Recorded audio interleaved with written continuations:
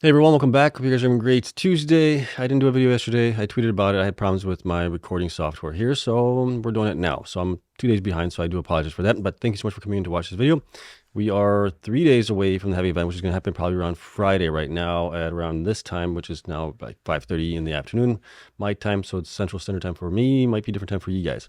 But I will be joining Luxor on Twitter Spaces with the BTC Mining stock guy, along with Anthony's joining there. We're going to have some other people as well. I think Sue from Hot 80 is going to be joining us there. So we're going to be talking about that.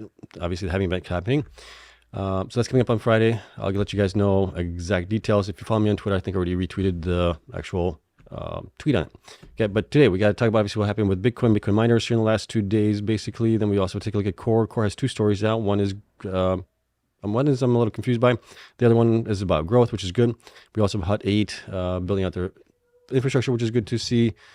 And then we had also Marathon appointing a new person for their expansion plans, which is, I think, good news there as well. And then we'll take a look at a couple of things here. We'll take a look at the Bitcoin mining break-even numbers, right? I had Patrick from Terawulf reach out to me, and he was a little concerned with some of the numbers that I had for them, and we discussed it over like 10-15 minutes or something like that on a video conference call. I wanted to get his numbers as best I could. He looked at my numbers, right? I want to provide you guys with the best numbers that I have, and that's the best way kind of to do it. So I wanted to kind of go over that really quick as well, and then we'll take a look at the dilution that we've seen here over the last 15 months on the miners as well. Okay, so we'll try to keep this quick. Chapters are going to be down below as always. You guys know the drill there. And then, as always, you know this drill, not financial advice for entertainment only. Please do your own research. I'm invested in coins and companies for full disclosure. If you enjoy this type of content, hit the like button, subscribe. Helps me out tremendously. Corrections will be posted to Discord, YouTube, and Twitter. And I'm not paid by any Bitcoin mining company. So there's that full disclosure. All right, let's take a look at what's going on here with the markets here. Yesterday, we obviously had Bitcoin down quite a bit here. It was down about 3.53%. It was closed at 63,452. It did bounce up a little bit here towards the end of the day. Today, we also were kind of coming back down, but we are kind of picking back up a little bit. Have we reached the bottom of Bitcoin right now, at least in the short term? I don't know. I don't think anybody knows right now. We've had this orange line here much higher at certain points here, but it's been kind of blowing past them. So we've been lowering this orange line here, but it did kind of bounce off that here today, which is kind of nice to see. So maybe this is the possibly like getting close to the end of it here, especially as we're getting closer to the halving event as well. Okay, which is obviously here on Friday. And then you can see here that today Bitcoin is up just a little bit here. It's up 0.45% at 63,730. The miners, for the most part, are kind of mixed. Majority of them are down for the day, and they were down, single digits for the most part. I don't think anybody was down double digits on that, so it wasn't too bad of a day. But we're still obviously heading down, and there's obviously max pain in the miners if you're invested in them. It's not the greatest feeling when you're seeing your mining stock go down and down and down and down, and it's been, like 3 months of basically down pressure on some of these guys. So it's obviously not a great feeling, but for max pain, you're going to get max reward, I think, in the long run. So be patient out there. Okay. I did buy, that's it. I did buy another 500 shares of Bitfarms today, and I bought some more. I think it was 35 shares of iron. I'm getting close to my allocation target for Bitfarms. When that happens, I'll start moving more cash into iron at that point. Okay, that's kind of the game plan here while things are cheap. So I may pick up some more later on this week, depending where we go with pricing, especially as we get closer to the halving event. Okay, so just keeping you guys abreast of that. And then let's take a look at the stories that we do have here on the miners. So first one's going to be on Core. So Core Scientific files registration statement for shares held by existing shareholders. So this is where I'm a little confused. I don't know exactly what this means. And maybe if you guys do know that, hit me up in the comments down below. I'd love to hear what this actually means. But here's what they announced. So Core today announced the filing of a registration statement for 10.8 million shares held by existing shareholders. So my interpretation is somebody already owns the shares and now they're just registering them. Okay, that's kind of the way I'm getting it. The company is not selling any shares of common stock being offered by the registration statement and will not receive any of the proceeds from any of the sales such shares by any selling shareholders. The registration statement has been filed with the SEC, but is not yet effective. The securities registered under the registration statement may not be sold, nor may offers to buy accepted prior to the time the registration statement is declared effective. Okay, so that's kind of what we have here. I don't see this as being anything bad for Core or anything like that, or for the shareholders, but it is kind of interesting on how it's worded here.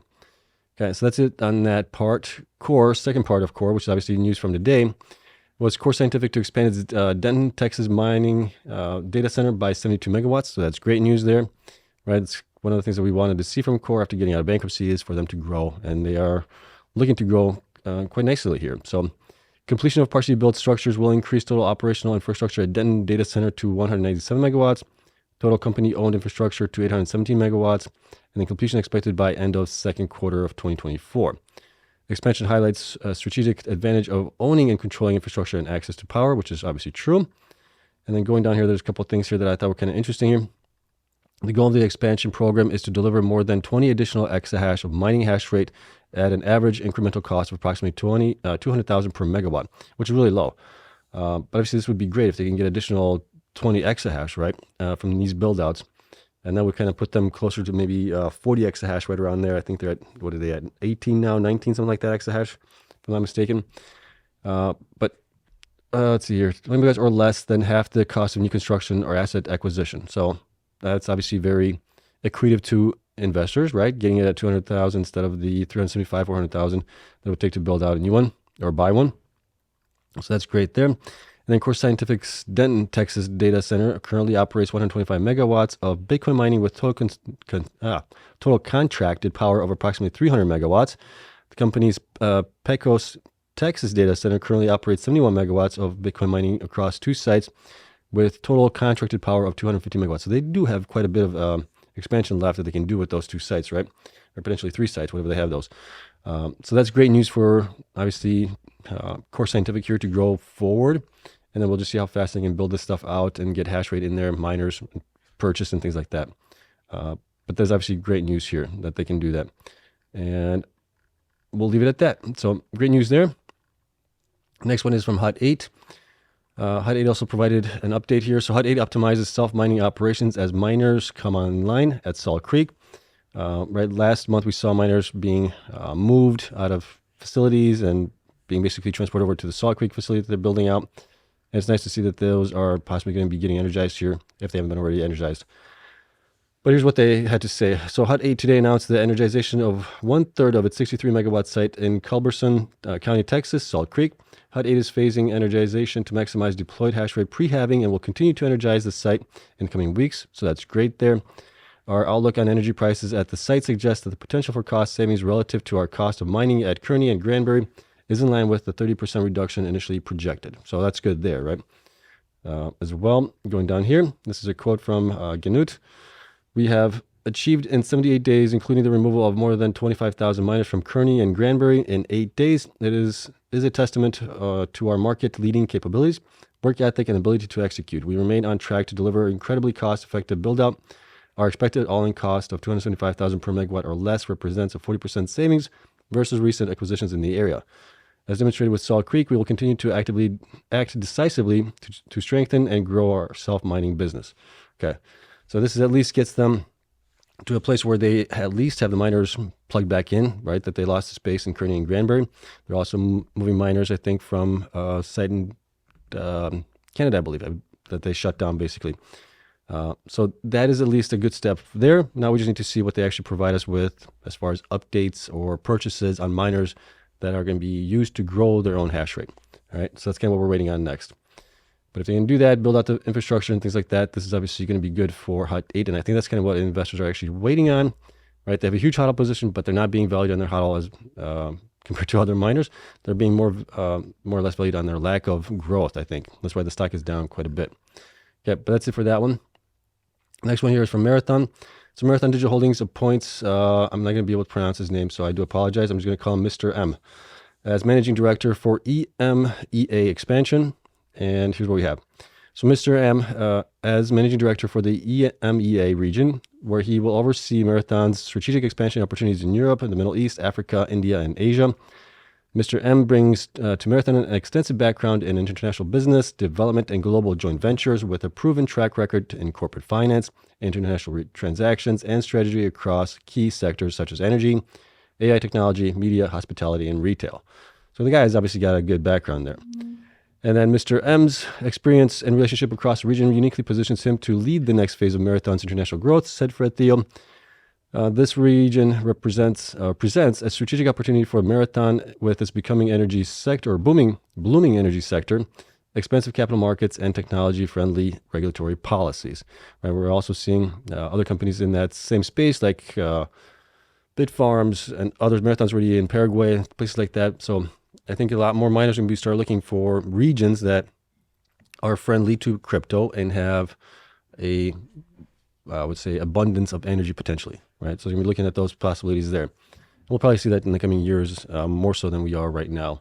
But it's nice to see that they are going to be expanding out to those areas as well, because I think right now, I mean, Texas is getting kind of crowded with all the miners. Some of the other parts in the United States are maybe not as welcoming or don't have the abundance of electricity that the miners would require. So I think there's still plenty of electricity to be had there. You just got to find the locations, and I believe a lot of these guys are still looking for that here in the United States, which is great. But you also have to maybe diversify a little bit.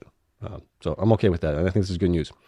Okay, so that is it. So next, let's take a look at the break-even numbers here. So like I said, I spoke with Patrick via email at first. You know, he pointed out that he thought the numbers were for them a little high.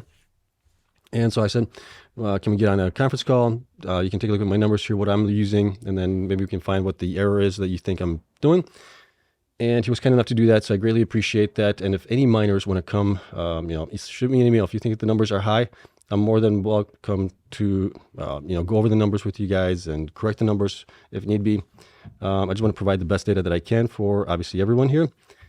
And I'll just leave it at that. You know, I'm open to communication with anybody here, right? So, and I want to have the right numbers for everybody as well. Okay, we'll leave it at that. But basically, here's what we got. So when I discussed it with Patrick here from Terawulf, we noted a couple of things. So the first one was on the quarterly expenses. One thing he pointed out to me that I was not including the related party numbers here from them for operating expenses and selling and general administrative expenses as well. Okay, so those should be added to their operations or their SG&A, whatever you want to call it, mainly because of that's part of their business, but it's like a sub business. I guess you could say it's for Beowulf, right? That's the entity that actually operates those data centers there, and they're obviously paying for those through the related party part. So those need to be included there for the self-mining, because that's obviously for Lake Mariner, which is, I believe, their self-mining facility here. And that's kind of the numbers that we have there. Also, I was using the interest expense for them, which was reported on the 10K, right, of $9.2 million here. But Patrick pointed out that it's actually the portion that was cash of that was only 4.1 million. So that's kind of what we're using here for that. And that obviously lowered their numbers down from that. And that got us down to now 52,000 break-even price at the current 62,000 Bitcoin and 605 exahash numbers that we are seeing right now on the network and things like that. Okay, so that definitely brought them down quite nicely here. And with a lot of these guys here, they have obviously other business segments as well. So we're just looking at the self-mining on this side of things. And I think I'm the only one that's trying to do this. That's at least on YouTube possibly and on Twitter. I mean, there's other companies that have analysts and they got people behind them to analyze what they're doing and everything else. But I think I'm the only one that's trying. Well, Penny's also trying to do this kind of stuff as well. But I think I'm one of the first ones here, and it's tough. I mean, there's so many little intricacies in getting this data right that is just ridiculous. So going forward, I think obviously with the having almost behind us now with a couple of days left of it, if I do this for the next halving event, I think I'll reach out to the miners themselves and actually go, here's the numbers I have for them. How close am I to your numbers? Because I want to provide you guys obviously with the best numbers I can. And I thought I was doing that based on the information that I had, but there's so many little intricacies, like I said, that it's tough. So we'll see if anybody else or any other miner, you know, contacts me or something like that. And if they contact me, we'll get it updated, obviously, and I'll share it with you guys here and as well possibly on Twitter as well. Okay. So that is it. Just wanted to point this out to you guys. And again, thank you for Patrick for reaching out to me. Greatly appreciate it. I'm always available to anybody in the mining space or in the companies as well. You know, I want to provide the best data that I can. So again, we'll leave it there. All right. So that's it for the break-even side of things. Let's take a look at the dilution side of things. So on that side of things, we're looking at going back to basically the end of Q4 of 2022 here. So we're looking at what the shares were reported at that point. And those shares reported could be, excuse me, like 3 months out, depending when they reported the final fiscal year end numbers. And that obviously some of the miners will actually report that when they report their earnings releases, right? They'll report it like, if they report in like March, they'll say like March 18th or March 20th, shares outstanding at that point was X, right? So that's kind of what we're using here for that. Some miners don't do that, so we just go by the numbers that they reported for the end of the quarter. And that's kind of what we're going with all the numbers here. So we got Q4 numbers of shares, latest shares, which are obviously based on Q4 numbers as well, pretty much, except for when they report on like April and they say it's number of shares outstanding as of April 18th or 20th. Those are the numbers there. And then dilution here, simple enough, right? We're just basically subtracting the numbers here. Two things also to note with Hut 8. Hut 8 went through a merger. They did a reverse split. I think it was roughly like 5-to-1 shares, something like that, right? They got us to the current shares number. So their numbers are off based on that because they also merged. Core at the same time was also in bankruptcy at that point. So they had more shares. They also did a reverse split after coming out of Chapter 11 bankruptcy. So those numbers are off on them as well. So there's two things to note. All right, then we look at percentage of dilution. We're looking also at current hash rate for them. This was based on March numbers for them, or I believe for Bitfarms, it's the latest numbers that they provided us. Or no, Q4 numbers are Q4 as of 2022, sorry. Yeah, I got it written up there. I should just read what I write. Current hash rate is what they have currently, except for, like I said, for Bitfarms, they reported there 7 exahashes, so that's what I have them at here right now. Okay, everybody else is pretty much the way they were. And we're looking at the difference of hash rate growth, dilution per petahash growth, future hash rate, and the difference from to future from where they are right now. Okay, so going down here, looking at the shares diluted, obviously Core and Hut 8 take those out, but BitDeer diluted the least amount, 682,000 shares. Hive about 4.4 million shares, Cypher 7.1 million shares, BitDigital 24.8 million shares, Iris 37.3 million shares, Riot 86.5, Marathon 100.3 million shares, Bitfarms 109 million shares, almost 110, CleanSpark 120 million shares, Terawulf 156 million shares in that time frame. So Terawulf has diluted the most here. We'll take a look at what that actually means for us. The percentage diluted here, as far as that percentage is concerned, on a percentage basis, BitDeer diluted the least again, Cypher 2.89%, so that's not bad. Hive 5.36, BitDigital 30%, Bitfarms 49%, Riot 51%, Iris 55%, Marathon 60%, Terawulf only 107%, and CleanSpark 153%. So CleanSpark on percentage basis actually diluted the most, right? But you also take into consideration what did we get for that dilution there. Marathon. So Marathon's hash rate growth since then was 17.7 exahash.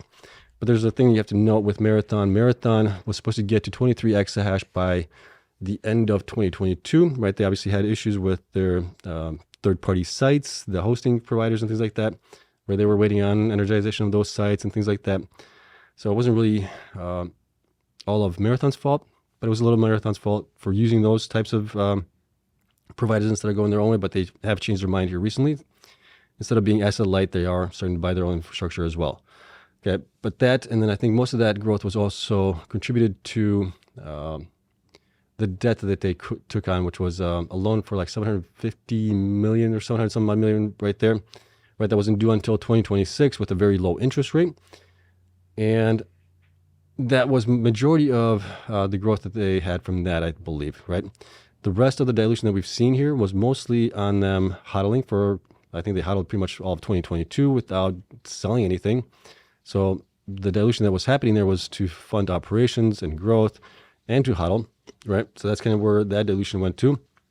CleanSpark, on the other hand, increased by 10 exahash, and all of their dilution was basically into their growth strategy there.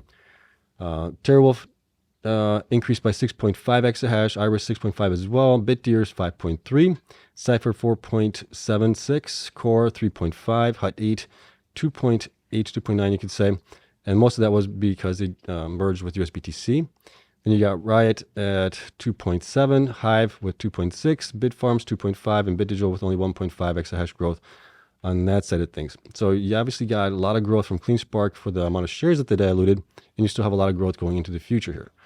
A couple of things to note on like Bitfarms, right? Bitfarms was not really in a buying spree after 2022, mainly because they also were in debt quite a bit.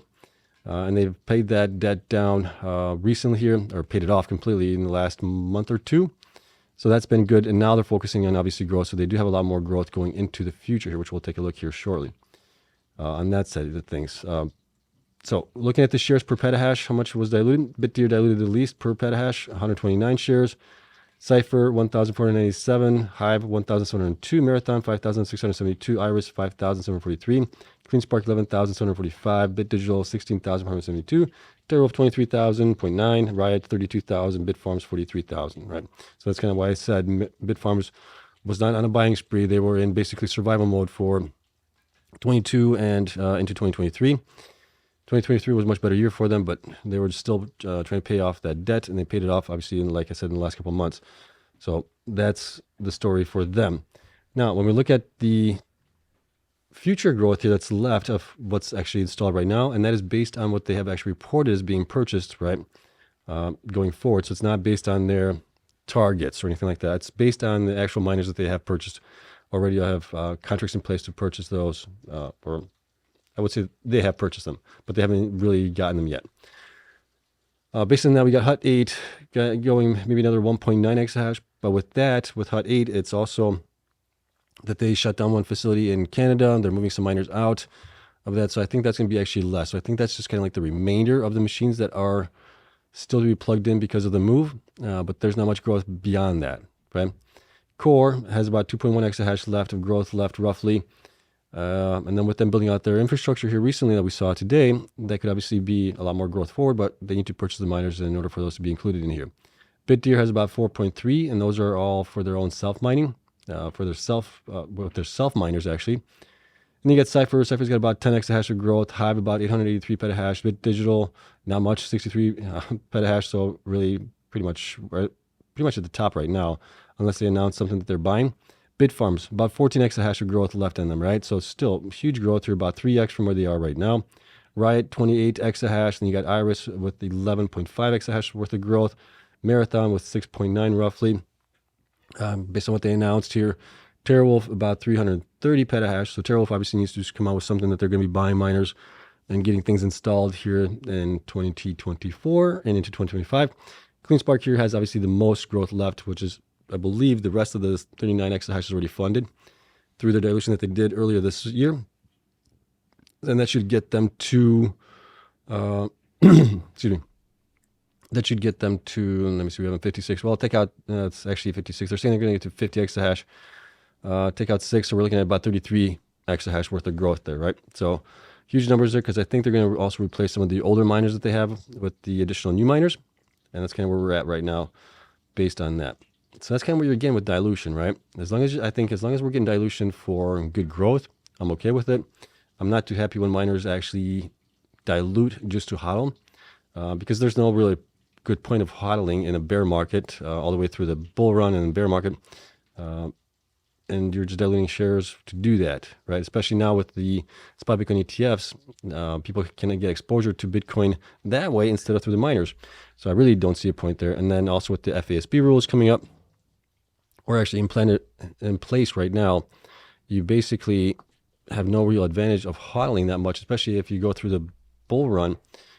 When Bitcoin starts going down, you're going to have to be, that's going to be costing you on, that's not going to be costing, but it's going to be a drag on your financials, I think. Instead of having a nice little propeller on the front end when Bitcoin's going up, you're going to actually be kind of being dragged down because of it, at least the stock price possibly.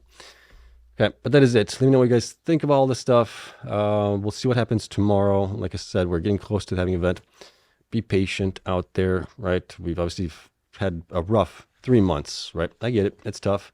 But I look at these kind of opportunities where I keep saying this, they're buying opportunities to me, because this is possibly the lowest you're going to be able to get some of these miners. We don't know what the bottom is going to be. It could be another 2-3 weeks before they completely bottom out.